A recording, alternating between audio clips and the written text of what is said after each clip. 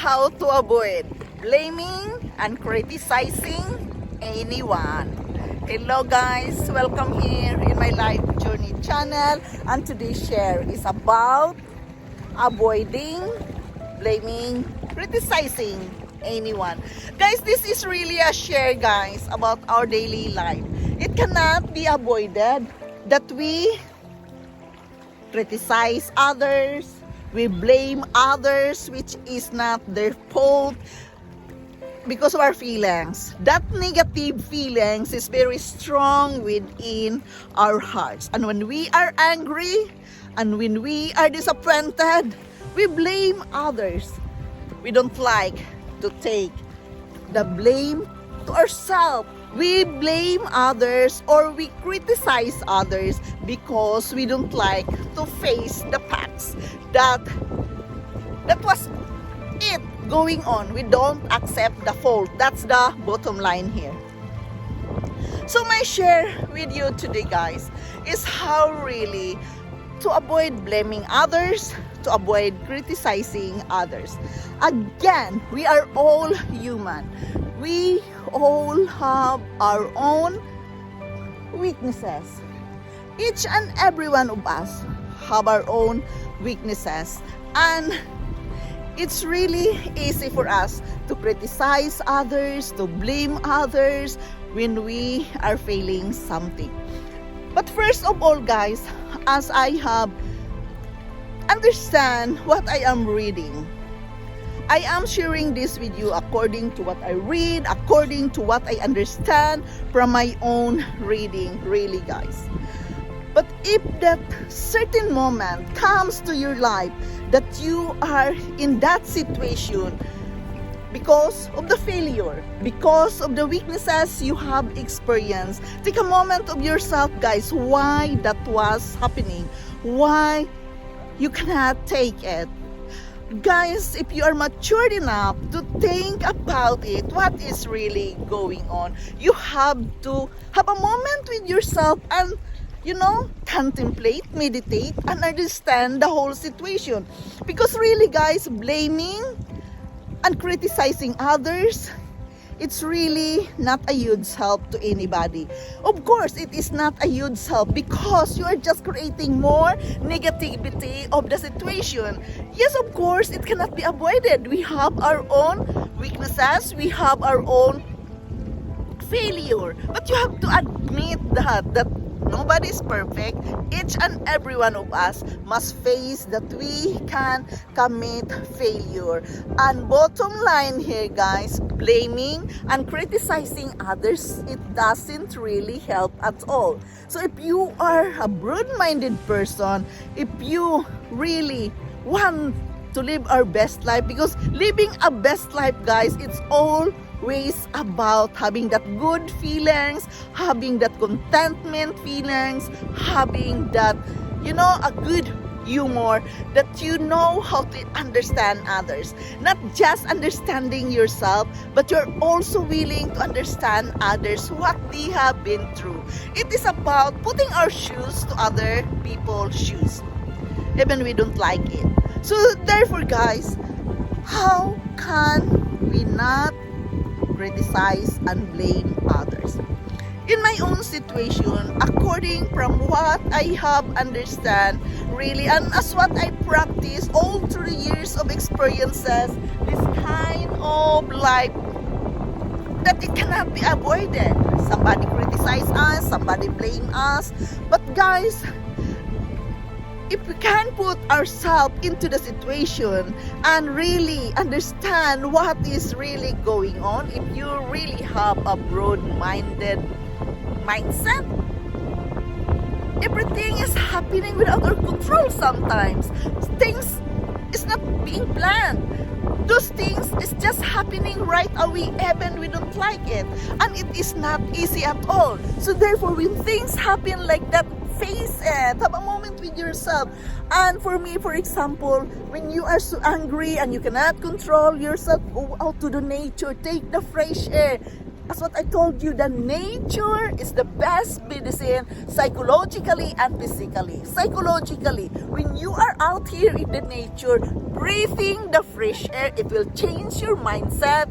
And when you are in the nature, physically, it's good for you because you are moving, you are walking, you are doing the walk, and it is good for our body and mind to do the moving, to do the physical action. So it really helps you. So for me, guys, really, instead of using your energy, blaming others, instead of using your, the heartaches, the feelings, which is so very difficult to control when you are angry, when we want to blame somebody, when you want to criticize somebody, guys, just go out in the nature, feel that anxiousness in your heart, and breathe it out.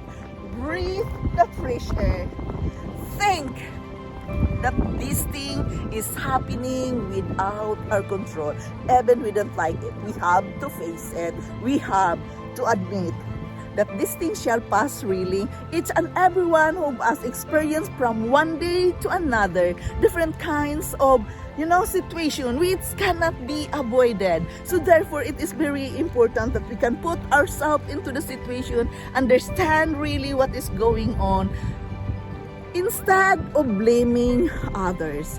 Again, we gain nothing of blaming and criticizing others. We're just adding more negativity of the situation, which is not really good at all. So therefore, guys, I want to share this with you. Please, get out of your doorstep. Take the fresh air out in the nature. Be broad-minded. We are born in this earth to think. We have our mind to think. We have our heart to feel. When you can let your mindset work and feel that feelings and understand, put yourself into that situation, for example. When you can do that and understand the whole thing, you cannot blame others. You cannot criticize others. Why? Because they are also a simple human being. They can commit mistake. You can commit mistake. And everything. Experience failure from one day to another. From one situation to another. Just acknowledge it.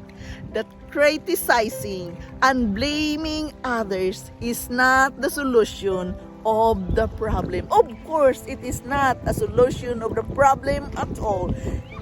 Therefore, guys, it's very important that we have to breathe in and out. Understand that all these things shall pass.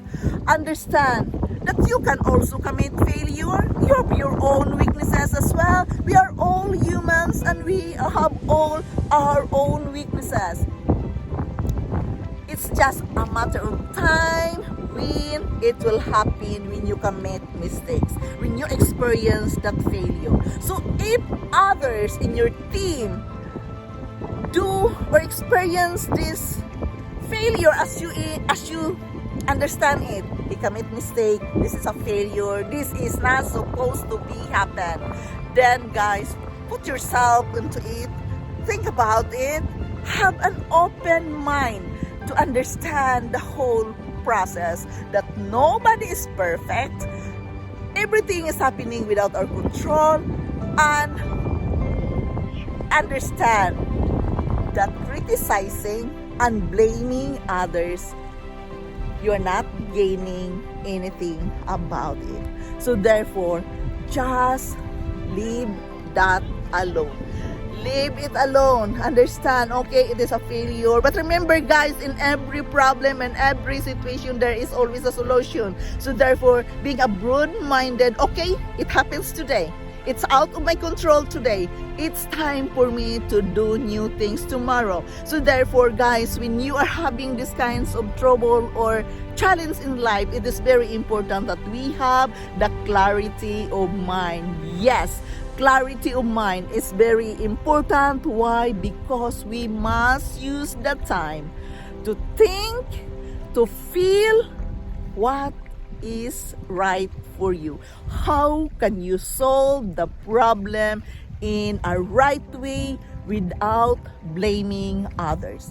It is very important, guys, that we can live that certain moment to understand others. It can happen to you as well. It happens to others and we are angry, we blame them, we criticize them. But guys, remember, it can happen to you as well. All these things happening to us or to him, happening without our control sometimes. It goes so fast, which is difficult to, to control sometimes. Therefore, having a broad-minded is very important, understanding the whole situation, having a moment for yourself out here in the nature, breathe instead of criticizing and blaming others. Number one, guys, really put it as a number one, to think right away. This is happening right now. I cannot do anything about it right now, so let it go. Of course, you will be discouraged, you will feel the disappointment, it hurts, but again, let's embrace the heart, embrace those painful moments and let it go. My point here, understand right away that blaming and criticizing others is not the solution of the problem. It's not the option here. We have to be wise enough to understand all these things. But when you love yourself, you believe in yourself, when you have a strong confidence within yourself and have a lot of patience, you can understand the whole thing, that it's no use of blaming and criticizing others. Let's move on. This is Yundel. Thank you so much for listening. Thank you so much for joining me here in my life journey. I am forever grateful to each and every one of you supporting me here in my channel. Thank you so much, guys. I love you all and bye-bye.